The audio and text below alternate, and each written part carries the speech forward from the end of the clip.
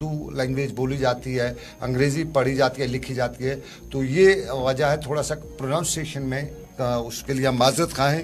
हमारे जो साथी हैं राही ने बल पुरस्कार का कहा, तो ये बाल पुरस्कार है, बल नहीं है। तो ये हमारे लिए अचीवमेंट है। पुरस्कार जो भी हो, बल हो या बाल हो, पुरस्कार अवार्ड कुछ भी हो बड़ा होता है, फायदेमंद होता है। लेकिन हमारे यहाँ एक और अवार्ड भी मिला है और ये हमारी जम्मू की खातून को मिला है और जम्मू की इस खातून को हमारे शोबे सेहत में ये अवार्ड मिला है। डॉक्टर निरुपमा ये जम्मू की रहने वाली हैं और हिंदुस्तान की तारीख में इनका नाम दर्ज हुआ है। डॉक्टर निरुपमा ये पहली खातून हैं जो एम्स की मेडिकल स्टूडेंट तैनात हुई हैं। इंस्टीट्यूट ऑफ मेडिकल साइंसेज सूरा, जिसे all India institute of medical sciences माफी दिल्ली, सूरा हमारा यहाँ पे हो गया। ऑल इंडिया मेडिकल इंस्टीट्यूट जो है दिल्ली में, एम्स जिसे कहा जाता है, सफदरजंग के इलाके में है।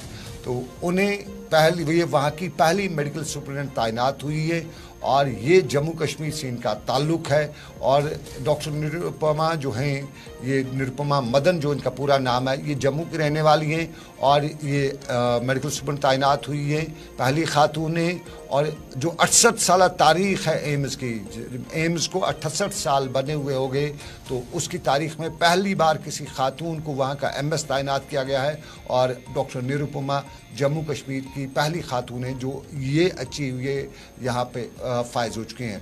जम्मू के मेडिकल कॉलेज की पढ़ी डॉक्टर निरुपमा ने अपना एमडी जो है उसने हॉस्पिटल एडमिनिस्ट्रेशन में कंप्लीट किया है और उन्होंने सूरा श्रीनगर से ये हॉस्पिटल एडमिनिस्ट्रेशन में अपना एमडी कंप्लीट किया है। उसके बाद वो रेजिडेंट तैनात हुई एम्स दिल्ली में ही और फिर उसके ख़ानदान के बारे में भी बड़ा है, वहाँ पूरा वो पढ़ा लिखा ख़ानदान है, जनरेशन की 3 जनरेशनें पढ़ी लिखी हैं और वो भी अपने उस ख़ानदानी रिवायात को बरकरार रखी हैं। तो हमारे लिए एक और अचीवमेंट है। डॉक्टर निरुपमा जो है जम्मू कश्मीर का से उनका ताल्लुक़ है और इससे पहले वो कई टॉप जगहों पे या कोविड कब में जब वो रही थी तो जो कोविड का हॉस्पिटल दिल्ली एम्स का था उसको वो भी उन्होंने हेड किया है और उसके साथ साथ कई और का जो है मेडिकल प्रोफेशन में उनकी कंट्रीब्यूशन है।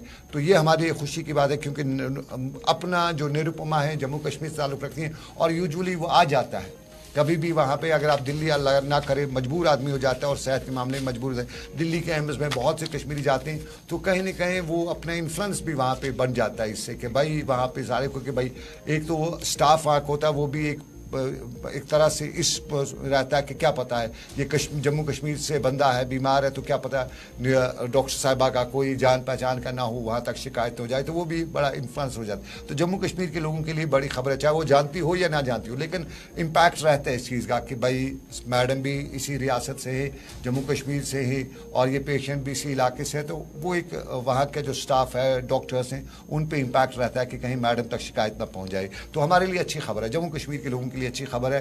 होप के ऐसी खबरें हम लगातार आप तक पहुंचाते रहेंगे और इसके साथ साथ आपको बताते चलें और खबरों में अभी इरफान के पास हम चलते हैं। इरफान बताएंगे हमें कि इस हवाले से क्या कुछ हम कर सकते हैं, डॉक्टर निरुपमा के हवाले से क्या अचीवमेंट है। इरफान बहुत बहुत शुक्रिया, ज़रा बताइएगा हमारे लिए कितनी अच्छी खबर है ये।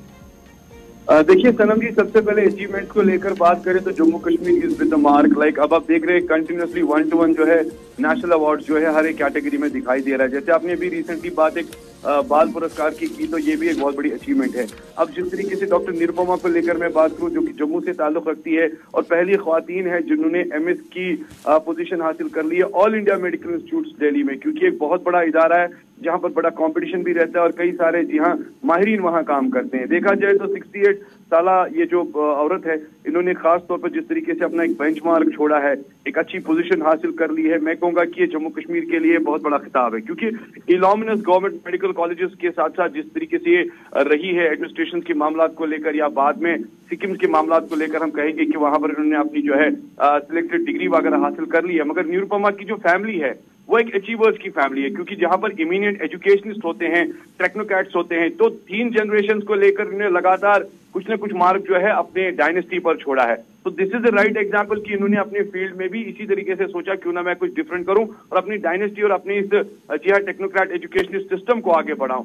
अर्लियर अगर देखा जाए तो जिस तरीके से ट्रॉमा सेंटर की आपने बात की या कोविड डेजिग्नेटेड जो हॉस्पिटल है वहां पर वो डेजिग्नेटेड थी, या खासतौर पर मैं कहूंगा कि ऑल पेशेंट्स के हवाले से जिस तरीके से वो टफ टाइम में जिन्होंने अपनी जिंदगी में खासतौर पर जो मुकाम हासिल किया उस वक्त एक बेंचमार्क हासिल किया, अब कह सकते हैं कि इस तरीके से एक बेटर एग्जाम्पल यानी डिफरेंट एग्जाम्पल बाकी लोगों के लिए भी, क्योंकि ये एक इंस्पिरेशन है। नो डाउट अबाउट इट कि पढ़ाई लिखाई के लिए कोई उम्र नहीं होती है, मैं ये भी मानता हूं। और कुछ लोगों ने अपनी लाइफ में काफी सारी चीजें अचीव की है जबकि वो थोड़ा सा उम्र दराज भी हो गए हैं। तो पढ़ने लिखने की हमेशा कोशिश रहनी चाहिए, हौसला रहना चाहिए। और डॉक्टर साहब ने भी ये प्रूव कर दिया कि जिस तरीके से वो मेडिकल अटेनमेंट्स के साथ काफी टाइम से जुड़ी है, तो जम्मू कश्मीर का नाम अब जो है दिल्ली के एम्स में जुड़ा है और वहां पहली खवातीन होंगी। और कितनी एक्सपेक्टेशंस उन लोगों को होंगी जो वहां के पेशेंट खासतौर पर जो जम्मू कश्मीर के होंगे, जो जम्मू से होंगे, क्योंकि रेफरेंसेस को लेकर बात करें या अपने देश का या अपने घर का जब कोई होता है तो जाहिर सी बात है बड़ी खुशी रहती है कि हमारे घर से भी है, हमारे गांव से भी कोई है। तो this is the right achievement जो मैं मानता हूं कि एक बेंचमार्क है।